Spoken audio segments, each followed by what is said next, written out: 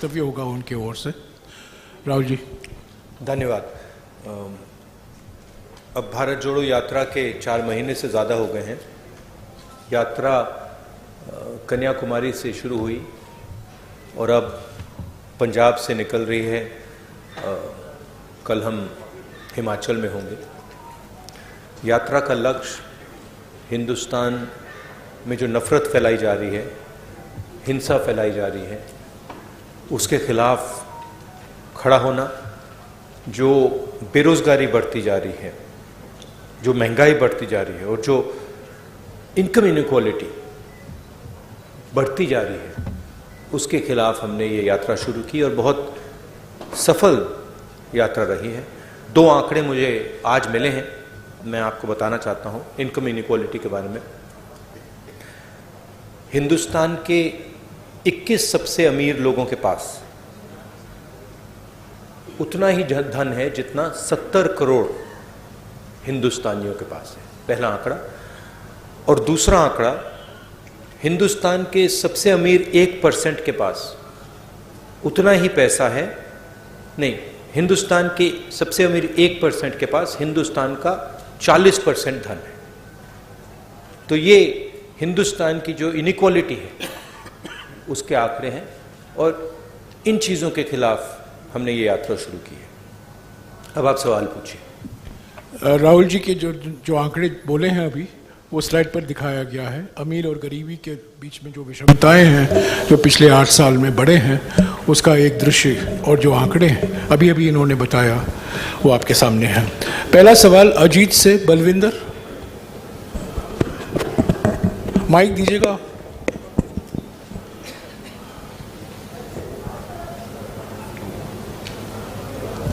अगर बलविंदर नहीं है, जगबानी से विजय नागला।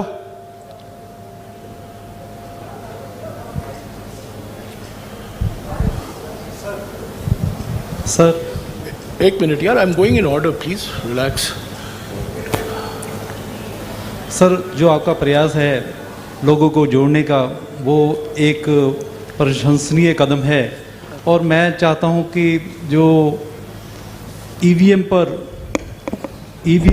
जो लोगों में धारणा है कि ईवीएम के कारण कांग्रेस पुनः सत्ता में नहीं आ सकती, क्या आप ईवीएम पर भी कोई फैसला लेना लोगे, ऐसा कि जिससे लोगों के जो धारणा बनी हुई है कि ईवीएम, जब तक ईवीएम रहेगी कांग्रेस कभी सत्ता में वापस नहीं आ सकती? ईवीएम की बात विपक्ष ने हमने 2-3 बार करी है और वो चर्चा चल रही है, मगर ईवीएम सिर्फ एक एलिमेंट है। जैसे मैंने पहले भी कहा है, आज हिंदुस्तान के सारे इंस्टीट्यूशंस आरएसएस और बीजेपी ने कंट्रोल कर दिए हैं और हिंदुस्तान के सब इंस्टीट्यूशंस पर उनका दबाव है। प्रेस पे दबाव है, ब्यूरोक्रेसी पे दबाव है, इलेक्शन कमीशन पे दबाव है, जुडिशरी पे प्रेशर डालते हैं।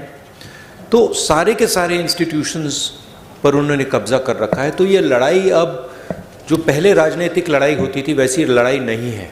एक पॉलिटिकल पार्टी दूसरी पॉलिटिकल पार्टी के बीच में लड़ाई नहीं है। अब ये हिंदुस्तान के इंस्टीट्यूशंस जो इन्होंने कैप्चर करे हैं उनके बीच और ऑपोजिशन के बीच में लड़ाई है। उसमें एक फैक्टर ईवीएम है, मगर बहुत सारे दूसरे फैक्टर भी हैं। हिंदुस्तान में जो नॉर्मल डेमोक्रेटिक प्रोसेसेस होती हैं आज वो नहीं है। जो विपक्ष के लोगों पर आक्रमण हो रहा है, सीबीआई, ईडी, पेगासस, ये नॉर्मल डेमोक्रेटिक फंक्शनिंग नहीं है। भास्कर से गिरिजेश मिश्रा।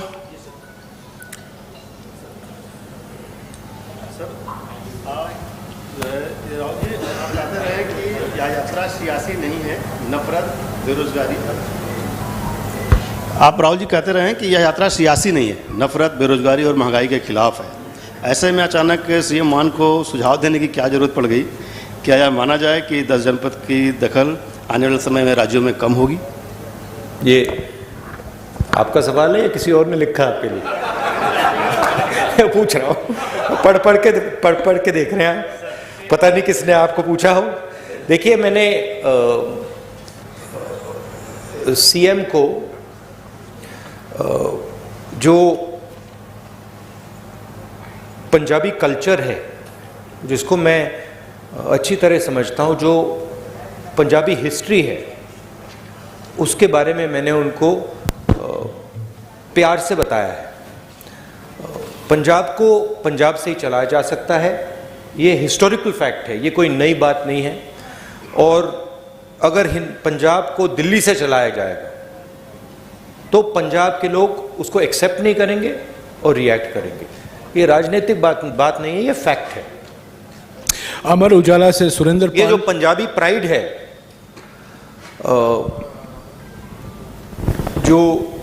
जो पंजाबी सेल्फ बिलीफ है, कॉन्फिडेंस है, प्राइड है, वो इस चीज को कभी एक्सेप्ट नहीं करेगी। और इसको हमने जनरली कांग्रेस पार्टी में हमने इसको रिस्पेक्ट किया है। अमर उजाला से सुरेंद्र पाल। राहुल जी, मेरा आपसे सवाल है कि कुछ दिन पहले केंद्रीय गृह मंत्री अमित शाह जी ने कहा है कि हम 1 जनवरी 2024 में राम मंदिर जो है भक्तों के लिए खोल देंगे। तो एक फिर वो देश जो है 2024 में चुनाव भी है, polarisation, definitely they will take advantage for the polarisation of vote, जैसे आपकी और आपकी टीम कहती है। How will you face that wave and what is your strategy? They will divide the country, they will spread hatred in the country. हम नफरत के बाजार में मोहब्बत की दुकान खोलते जाएंगे।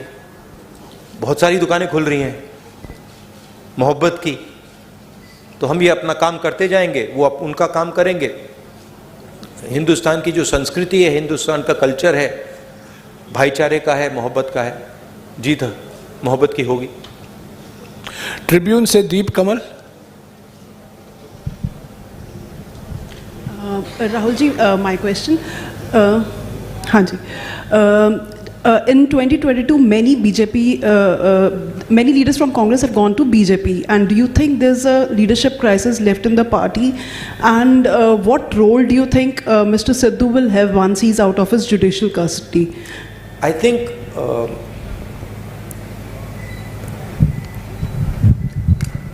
my experience is pretty much anybody who goes to the BJP goes there because of a particular type of pressure. Okay, it's a hidden pressure, you can call it. It is generally a result of, pressure from the CBI, pressure from the ED, pressure from cases, pressure from corruption. So we are quite happy that these type of people are not in the party anymore. And I think as far as the party is concerned, what I've seen on the street is tremendous enthusiasm, extremely dynamic workers, and a mix of senior and young leaders. So what I see in the Congress party is extremely capable leadership all the way from the top to the worker level. So I'm not worried about that. In fact, I'm quite happy that some of the sort of riffraff has gone somewhere else.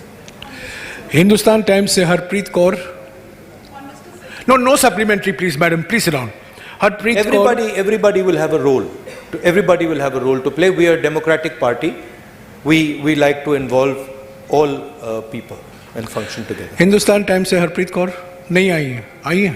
हाँ, I want to ask about the security lapses during your yatra. Even today we heard that there was some lapse. So what do you have to say about that? What lapse was there today?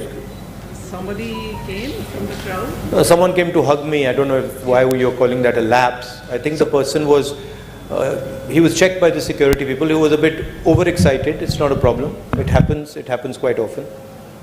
The PCC president has already issued a statement on this incident, which you call a lapse. It's not a lapse.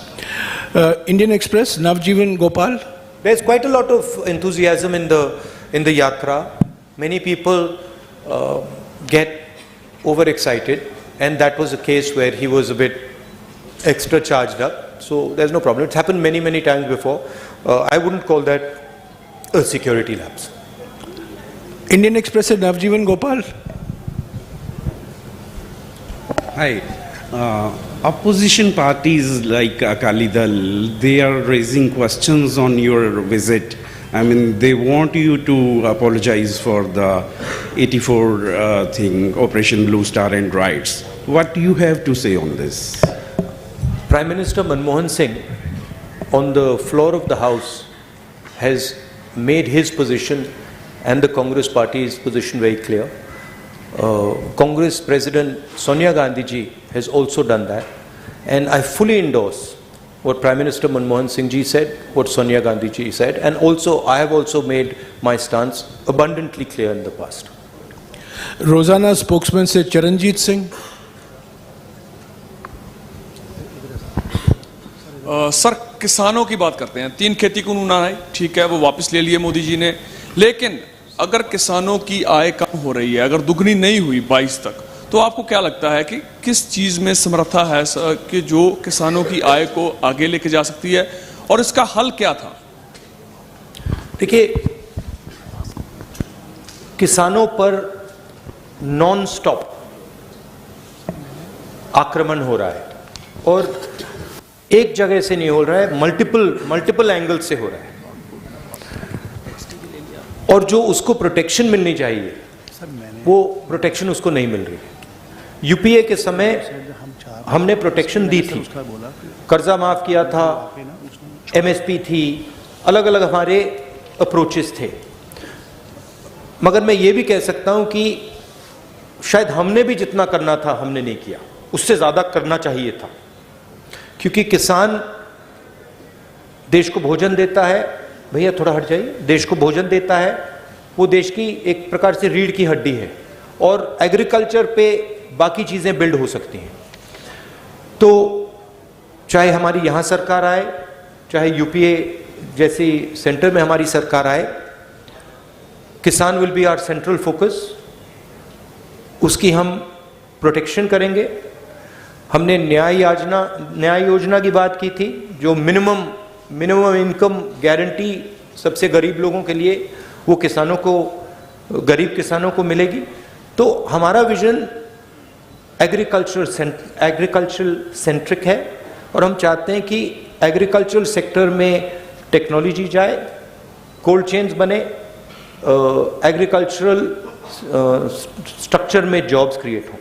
तो हमारी strategy का central piece है. Prime Asia से नंदप्रीत सिंह. राहुल जी, आपने इस यात्रा के दौरान सबसे बड़ा अटैक एक तो बीजेपी पे किया है और दूसरा मीडिया पे किया है. फोर्थ पिलर है डेमोक्रेसी का. इस पे मेरा सवाल ये है कि मान लीजिए कांग्रेस सत्ता में आती है और आप प्रधानमंत्री बन जाते हैं, तो जो ये नेशनल टीवी पे जो आजकल जिसको आप गोदी मीडिया का नाम देते हो, तो उस पर हिंदू मुस्लिम का एक चलता है, आप बोलते हो कि भारत को बांट रहे हैं वो, तो क्या आप उस पर रोक लगाएंगे? और क्या आप बोल रहे हो कि मीडिया गुलाम है, क्या आप भी उनको अपना गुलाम बना लोगे फिर?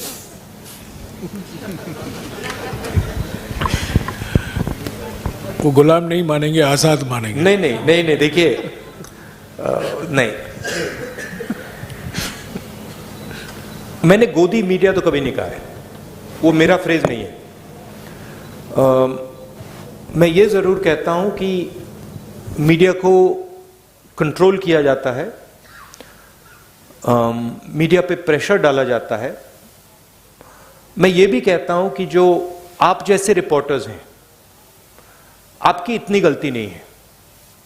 आप पर कंस्ट्रेंट्स हैं, आपके जो मालिक आपको कहते हैं वो आपको करना पड़ता है, और जो आपकी भावनाएं हैं उनको मैं समझता हूं, क्योंकि आप आके मुझे बोलते हो, जो आपको देश के बारे में लगता है मैं जानता हूं. तो मैं आपकी क्रिटिसिज्म नहीं कर रहा हूं, जो मीडिया का स्ट्रक्चर है उसकी मैं क्रिटिसिज्म कर रहा हूं.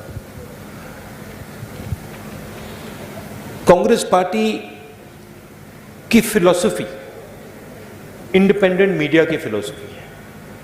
कांग्रेस पार्टी की फिलॉसफी इंडिपेंडेंट इंस्टीट्यूशंस की फिलॉसफी है. मैं आपको बताऊं, अगर कांग्रेस पार्टी ये करना भी चाहे कि हम मीडिया को मतलब जैसे आपने कहा अपना बना दो, हमारे में वो कैपेबिलिटी नहीं है। हम उसको इम्प्लीमेंट ही नहीं कर सकते क्योंकि हमारा स्ट्रक्चर उतना सेंट्रलाइज नहीं है बीजेपी जितना। तो हम इंडिपेंडेंट मीडिया चाहते हैं, फेयर मीडिया चाहते हैं, और जो मीडिया में नफरत फैलाई जाती है और वो फैलाई जाती है, और जो मीडिया डिस्ट्रैक्शन का रोल प्ले कर रहा है, जैसे मैंने अपने भाषण में कहा था, जब कोई जेब कतरा आता है तो वो अकेला नहीं आता, 2-3 लोग आते हैं, एक ध्यान को उधर ले जाता है और फिर जेब काटी जाती है। तो इनएडवर्टेंटली वो आप रोल प्ले कर रहे हो, आप लोग नहीं बट आपका जो स्ट्रक्चर है, आप लोग डिस्ट्रैक्ट करते हो। आप लोग कहते हो देखो हिंदू मुस्लिम, ऐश्वर्या राय, शाहरुख खान, बॉलीवुड, तेंदुलकर, उधर देखो, और इधर मतलब किसान की लूट हो रही है, छोटे व्यापारी मारे जा रहे हैं, इनइक्वालिटी बढ़ती जा रही है। तो आपका रोल डिस्ट्रैक्शन का रोल है, आपका रोल वॉचडॉग का रोल होना चाहिए। जैसे हमने ये जो आंकड़े लगाए हैं, इसके बारे में आपने कोई सवाल ही नहीं पूछा। एक्चुअली ये सबसे जरूरी सवाल है, ऐश्वर्या राय से, शाहरुख खान से, ये जरूरी सवाल है, मगर आप लोग ये पूछते नहीं हो। आपकी गलती नहीं है, शायद आप पूछते, अगर आपको छूट दी जाती है आप पूछते, but your role is that वो watch dog. And what are the type of issues you should be raising? Farmers issues, employment issues. अखबार में employment की बात तो पढ़ने को नहीं मिलती, स्मॉल स्केल इंडस्ट्रीज की बात तो सुनाई नहीं देती। लुधियाना में जो मतलब पूरा इंडस्ट्री खत्म हो गई, उसके बारे में सुनाई नहीं देता। तो that is the type of media we would like, a media that puts pressure on the government on key issues. You are for a Congress government, you are a feedback channel. We want you to give us pressure on important things, on things like income inequality, on things like hatred, on things like anger, on things like farmers, on things like unemployed youngsters. That's your role, and that's the role we would like you to play. Not किसी ने मुझे बहुत मजेदार कहानी बताई, मैं पता नहीं बोलना चाहिए, नहीं छोड़ो। एबीपी सांझा से अनुजा शर्मा। बताइए। नहीं, अभी समय वक्त नहीं है, प्लीज बोलने दीजिए, सवाल करने दीजिए। या अनुजा। सर, भारत जोड़ो के लिए आप चल रहे हैं, भारत जोड़ो यात्रा कर रहे हैं, क्या कांग्रेस परिवार को जोड़ने के लिए भी आप आगे हाथ बढ़ाएंगे? वरुण गांधी आपके भाई हैं, क्या उनसे भी मिलकर चलने की बात की जाएगी? आप पहल करेंगे उनसे मिलने की? क्योंकि पानीपत में आपने एक स्टोरी सुनाई थी कि 2 भाई जो बहुत देर से बात नहीं कर रहे थे वो भी मिल गए। आप वरुण गांधी से मिलेंगे? देखिए, वो बीजेपी में हैं, शायद अगर वो यहाँ चलेंगे उनको प्रॉब्लम हो जाएगी, मगर मेरी विचारधारा उनकी विचारधारा से नहीं मिलती। मेरी विचारधारा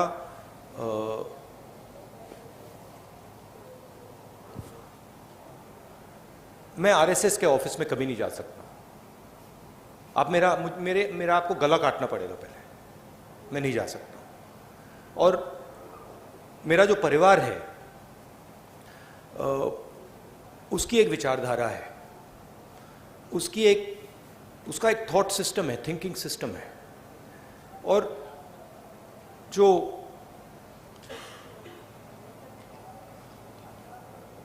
वरुण हैं उन्होंने एक समय, शायद आज भी, उस विचारधारा को अपनाया और उस विचारधारा को अपना बनाया। तो मैं उस बात को एक्सेप्ट नहीं कर सकता। मैं जरूर प्यार से मिल सकता हूं, गले लग सकता हूं, मगर उस विचारधारा को मैं एक्सेप्ट नहीं कर सकता, कर नहीं सकता, इम्पॉसिबल है। वो अलग रिश्ते होते हैं। बट मेरा पॉइंट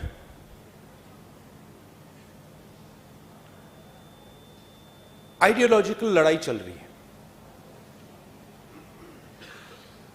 सालों पहले मैंने फिरोज से कहा कि उसने मुझे कहा कि आरएसएस देश में बहुत अच्छा काम कर रहा है, और मैंने कहा कि देखिए, आप अपने परिवार की हिस्ट्री जो है उसको आप थोड़ा पढ़िए और उसको आप समझिए, क्योंकि जो आपने मुझे बोला है, अगर आपने अपने परिवार की विचारधारा समझी तो आप ये कभी नहीं बोल सकते मुझे। पंजाब तक से अर्शदीप, बट कोई नफरत या ऐसी कोई बात नहीं है। जनेंद्र प्लीज, पंजाब तक से अर्शदीप। सत श्री अकाल सर, ड्रग्स पंजाब में एक बड़ा इशू है। 2017 में कांग्रेस ने इस पे बड़ा वादा किया लेकिन पूरा नहीं हुआ, उम्मीदें टूटी, घर बर्बाद हो रहे हैं, अभी भी यही सिचुएशन है। तो अब दोबारा से पंजाब के लोगों को कैसे यकीन दिलाना चाहते हैं कि कांग्रेस जो है इस इशू पर काम करेगी? नहीं, सबसे पहले हमने सरकार में ड्रग्स में काफी काम किया। पंजाब की मेन इशू अनएम्प्लॉयमेंट की इशू है, और जो किसानों को डिस्ट्रेस हो रहा है वो 2 सेंट्रल इश्यूज हैं, और उसमें से ड्रग्स की इशू पैदा होती है। तो अगर ड्रग्स से डायरेक्टली तो लड़ना है और लड़ा जाएगा, मगर जब तक हम अनएम्प्लॉयमेंट इशू को एड्रेस नहीं करेंगे, किसानों में जो डिस्ट्रेस है उसको एड्रेस नहीं करेंगे, तब तक ड्रग्स प्रॉब्लम भी एड्रेस नहीं होगा। तो कंबाइन तरीके से करके ये काम किया जा सकता है। पंजाब को, सचमुच में पंजाब को एक नए विजन की जरूरत है, और अगर मेरी पंजाब की सरकार के बारे में शिकायत है तो वो है कि उन्होंने पंजाब ने उनको एक अपॉर्चुनिटी दी। अपॉर्चुनिटी पंजाब को विजन देने की दी, और सरकार पंजाब को विजन दे नहीं पा रही। मैं पूछ रहा हूं लोगों से कि भाई आम आदमी पार्टी ने क्या किया, क्या विजन दिया? तो उसका मतलब, और मैं कांग्रेस के लोगों से नहीं पूछ रहा हूं, मैं आम लोगों से पूछ रहा हूं, क्या मतलब आपको क्या लगता है? और रिस्पॉन्स यूनिवर्सली आ रहा है कि जो हमारी एक्सपेक्टेशन थी वो तो पूरी नहीं हुई, और ये मतलब बातें करते रहते हैं, मगर कोई पंजाब को जो विजन मिलना चाहिए वो नहीं मिला है। तो रियली जब कांग्रेस पार्टी की यहां सरकार आए, एक लॉन्ग टर्म विजन पंजाब के लिए देना पड़ेगा, और उसमें किसान और जो हमारे स्मॉल एंड मीडियम इंडस्ट्रीज हैं वो सेंट्रल होना पड़ेगा। इंडिया टीवी से पुनीत शर्मा।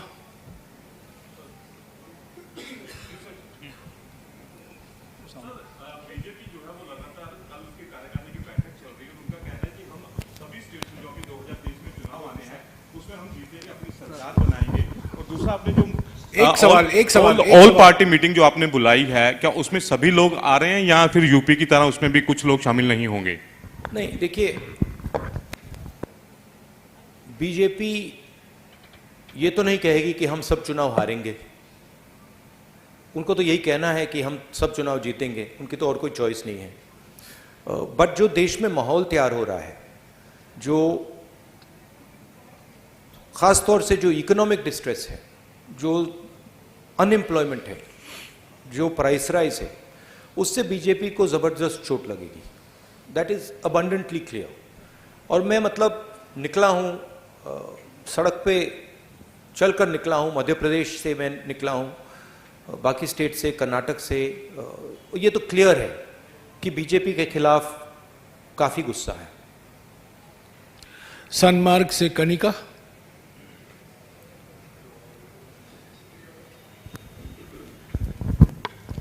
सर, मेरा सवाल ये है कि आप लगातार प्रेस कॉन्फ्रेंस में आरएसएस को घेरते आए हैं।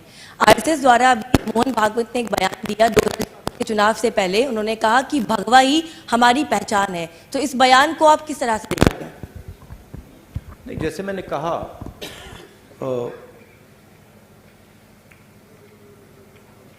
हिंदू धर्म में किसी भी धर्म में नफरत फैलाना, किसी भी धर्म ने ये नहीं कहा है कि भाई नफरत फैलानी है। और हिंदू धर्म पीस लविंग धर्म है, मोहब्बत का धर्म है, जोड़ने का धर्म है। तो वो जो भी रंग अपनाना चाहते हैं अपना सकते हैं, बट जो हिंदू धर्म में लिखा है वो नहीं करते हैं, वो कुछ और करते हैं। क्योंकि हिंदू धर्म में ये नहीं लिखा है कि लोगों को धमकाना चाहिए, डराना चाहिए, मारना चाहिए। हिंदू धर्म में ये नहीं लिखा। तो जो भी रंग अपनाना चाहते हैं अपना सकते हैं, बट जो हिंदू धर्म में लिखा है, और मैंने पढ़ा है, काफी पढ़ा है, अब वो ये नहीं करते हैं, वो कुछ और कर रहे हैं। न्यूज़ 11 भारत से अमर सिंह।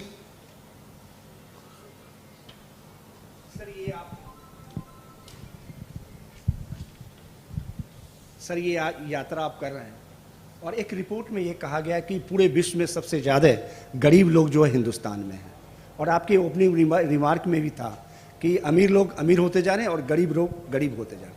क्या आप या आपकी सरकार आएगी तो इस पर कुछ करेंगे आप लोग, या फिर कोई ऐसा होगा कि जो पैरेलल हो जाए?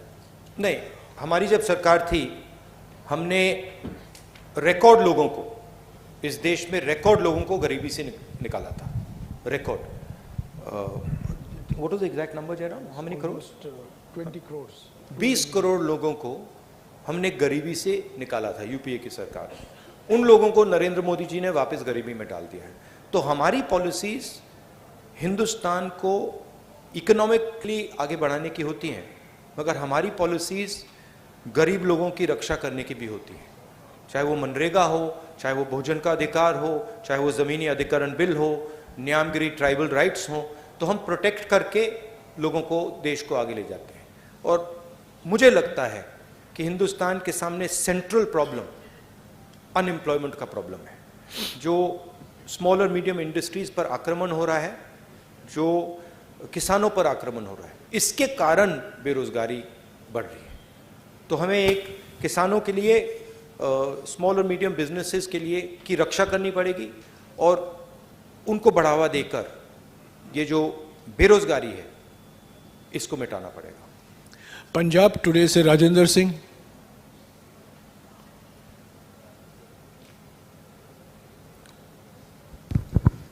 नमस्कार जी, मेरा एक सवाल है जी। भारत जोड़ो यात्रा जी गरीबी नूं लै के, भारत जोड़ो यात्रा जी ये महंगाई नूं लै के निकल कड्ढी है तुसीं, पर हिमाचल दे विच जिहड़ी तुहाडी सरकार आ 3 रुपए प्रति लीटर डीजल पेट्रोल महंगा कीता, उत्ते की कहोगे सर? हिमाचल महंगाई को लेकर आपने यात्रा शुरू किया, लेकिन हिमाचल में 3 रुपए लीटर जो आपका पेट्रोल डीजल महंगा है, उसको लेकर क्या नई सरकार? हाँ, तो देखिए, हमारे सिस्टम में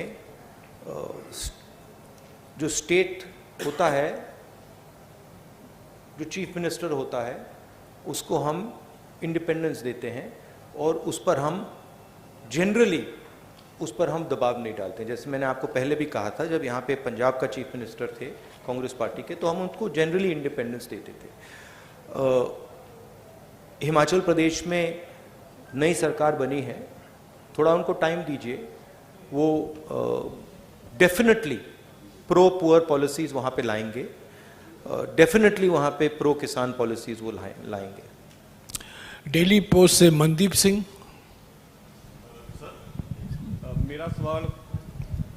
ਮੇਰਾ ਸਵਾਲ ਪੰਜਾਬ ਦੀ ਲੀਡਰਸ਼ਿਪ ਦੇ ਨਾਲ ਹੈ। 2022 ਦੀਆਂ ਵਿਧਾਨ ਸਭਾ ਚੋਣਾਂ ਦੇ ਵਿੱਚ ਤੁਸੀਂ ਚਰਨਜੀਤ ਚੰਨੀ ਹੋਣਾ ਨੂੰ ਮੁੱਖ ਮੰਤਰੀ ਐਲਾਨਤਾ ਸੀ, ਤਾਂ ਇੱਕ ਟਾਈਮ ਤੇ ਲੱਗਿਆ ਵੀ ਸੀਗਾ ਕਿ ਇਹ ਸਰਕਾਰ ਰਿਪੀਟ ਹੋ ਸਕਦੀ ਹੈ, ਪਰ ਜਦੋਂ ਵੀ ਚਰਨਜੀਤ ਚੰਨੀ ਕੋਈ ਫੈਸਲਾ ਲੈਂਦੇ ਸੀਗੇ ਤਾਂ ਨਵਜੋਤ ਸਿੰਘ ਸਿੱਧੂ ਸ਼ਾਮ ਨੂੰ ਉਸੇ ਫੈਸਲੇ ਦੇ ਖਿਲਾਫ ਇੱਕ ਪ੍ਰੈਸ ਕਾਨਫਰੰਸ ਕਰਦੇ ਸੀਗੇ। ਚਰਨਜੀਤ ਚੰਨੀ ਵਰਸਸ ਨਵਜੋਤ ਸਿੰਘ ਸਿੱਧੂ ਉਦੋਂ ਦੇਖਣ ਨੂੰ ਮਿਲਿਆ। ਤੁਹਾਨੂੰ ਲੱਗਦਾ ਕਿ ਉਹ ਫੈਕਟਰ ਜਿਹੜਾ ਆ ਤੁਹਾਡੀ ਪੰਜਾਬ ਦੇ ਵਿੱਚ ਸਰਕਾਰ ਨਹੀਂ ਬਣਾ ਸਕਿਆ, ਤਾਂ ਕੀ ਹੁਣ ਨਵਜੋਤ ਸਿੰਘ ਸਿੱਧੂ ਵਰਸਸ ਬਾਕੀ ਲੀਡਰਸ਼ਿਪ ਨਾ ਹੋਵੇ, ਉਹਦੇ ਲਈ ਕੀ ਕੁਝ ਕੀਤਾ ਜਾ ਰਿਹਾ? नहीं, देखिए, पिछले चुनाव में काफ़ी एंटी इनकम्बेंसी थी, ज़रूर लीडरशिप के बीच में इश्यूज होती थी, बट ये आसानी से मैनेजेबल इश्यूज हैं और आइंदा ये आने वाले समय में ये इश्यूज नहीं होंगी। कोई ऐसी प्रॉब्लम नहीं है, सब एक साथ मिलकर चल रहे हैं। नहीं, वो लीडरशिप में कमी जब आती है जब जनता में थोड़ा प्रेशर बनता है, और इस बात को एक्सेप्ट करना पड़ेगा कि जो पिछली कांग्रेस सरकार थी उसके खिलाफ एंटी इनकम्बेंसी थी, वो सच्चाई है, और उसका नतीजा मतलब आम आदमी पार्टी चुनाव जीती है। बट अब मुझे लग रहा है कि वो जो एंटी इनकम्बेंसी जो फीलिंग कांग्रेस पार्टी के खिलाफ थी वो अब गायब हो गई। तो अब कांग्रेस पार्टी को बिल्ड करना है, और मुझे लगता है कि आसानी से यहाँ पे हम अगली गवर्नमेंट फॉर्म करेंगे। टाइम्स ऑफ इंडिया से IP Singh.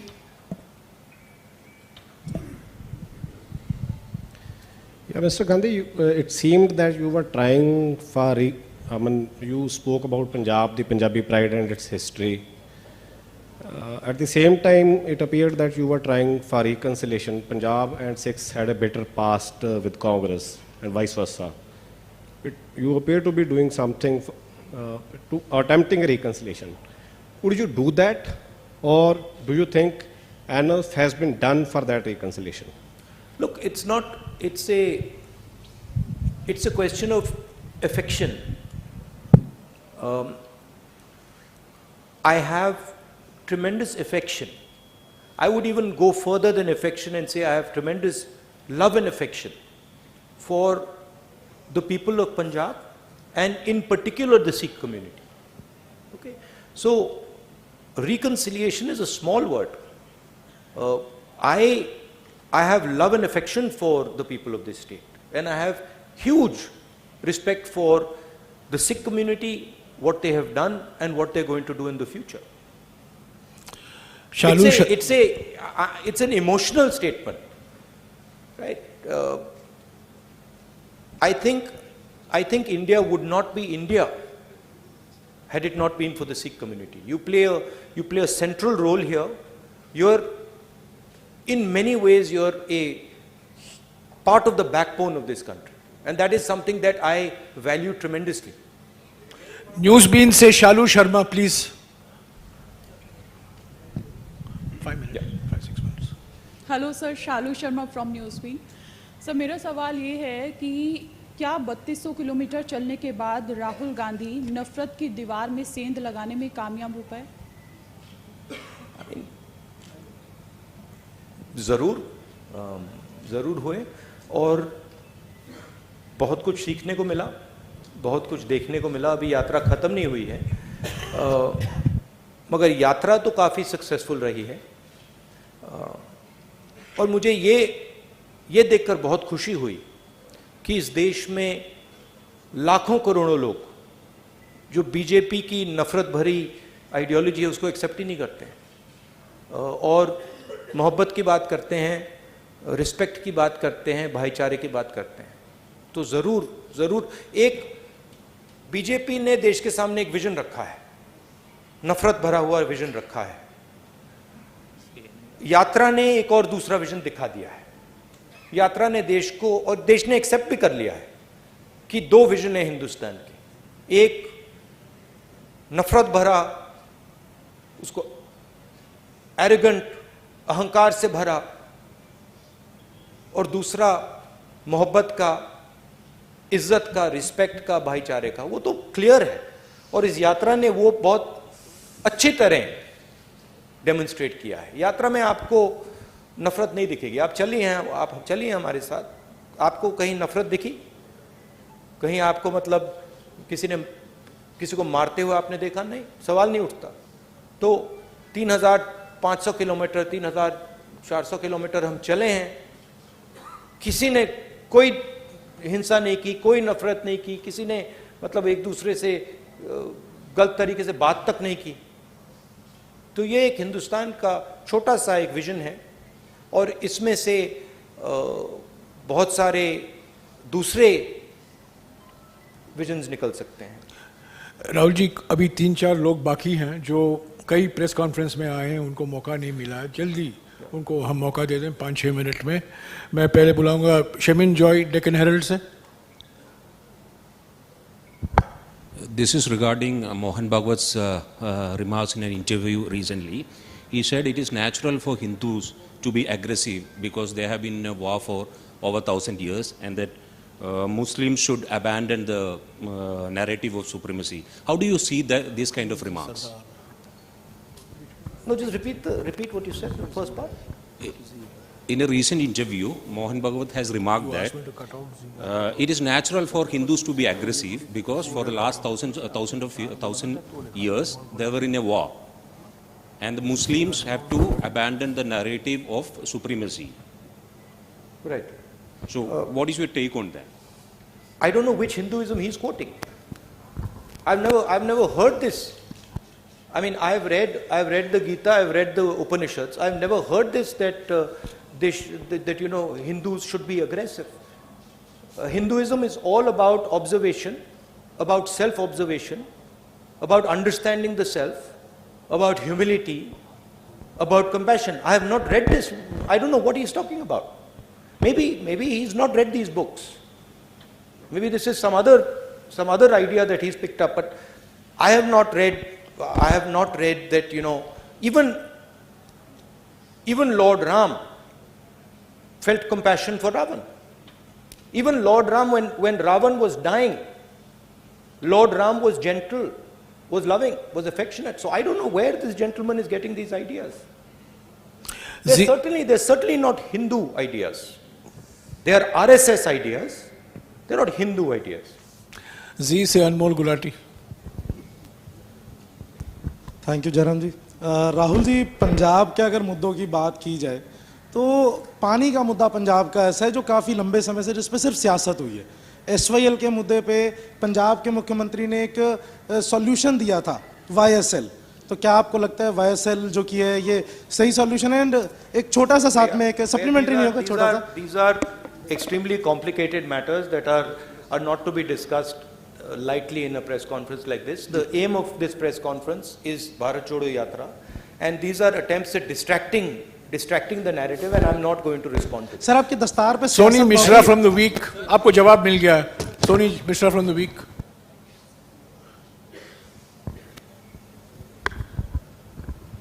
Hi.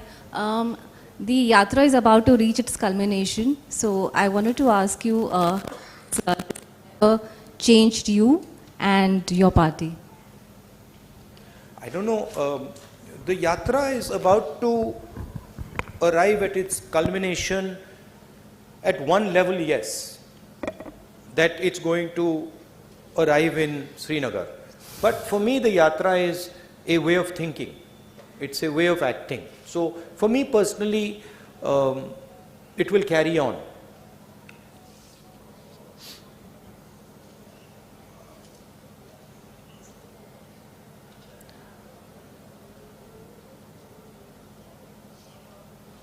For me, walking across this country has been an extremely humbling experience.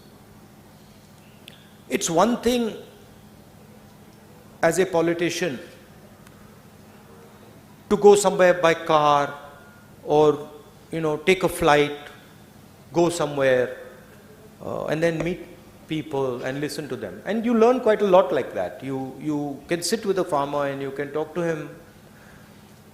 It's a completely different thing when you're walking on the road, and particularly when you're walking on the road for 120 days in a row, where you're feeling a bit of pain, pressure, so that's been one very humbling thing. The second thing is, when you're walking, you see the difficulty that people in India face. Farmers face, unemployed youngsters face, laborers face, small and medium businesses face. And the thing that has amazed me is the amount of resilience our country has. I just cannot even believe the amount of strength and resilience that our people have. The other day I made a statement that, you know, I don't think the West can take on the Chinese. And I made that statement after seeing our country. The amount of pressure our people can take with a smile, no problem. It's completely mind-blowing, mind-boggling. And so for me, it's a tragedy that we are wasting this potential. You know, it's a tragedy that, 1% of India owns 40% of the assets of this country. It's a tragedy, one, because it's unfair. But two, because you're stifling the growth of this country. You know, I met so many small and medium business owners. And I ask them a question always. I'm like, listen, tell me something. Do you think you can become a 1,000 crore business or a 2,000 crore business or a 10,000 crore business? All of them say, no, it's impossible. We can't do it. Why not? We don't have the connections to do it. We simply cannot enter the political space. Doors are closed for us. We can't do it. There's an acceptance. But you can't build India like that. You can't, 20 people are not going to be able to build India. You need 10,000, 20,000, 30,000 solid business people to build this country. So we are heading into an accident, it's pretty clear. We are heading into an accident on the employment front. We are heading into an accident with the Chinese. We are heading into an accident on multiple fronts. And that to me is visible when I'm walking. शुक्रिया राहुल जी। जिनको मौका नहीं मिला है, आपको जम्मू में आमंत्रित हैं हम लोग। जिनको जम्मू में मौका नहीं मिलेगा, आप श्रीनगर में आइए। अभी राहुल जी आपके साथ फोटो खिंचाएंगे। हो गया, प्रेस कॉन्फ्रेंस हो चुका है, प्लीज, हो चुका है। राहुल जी को जाना है, हो चुका है, प्लीज।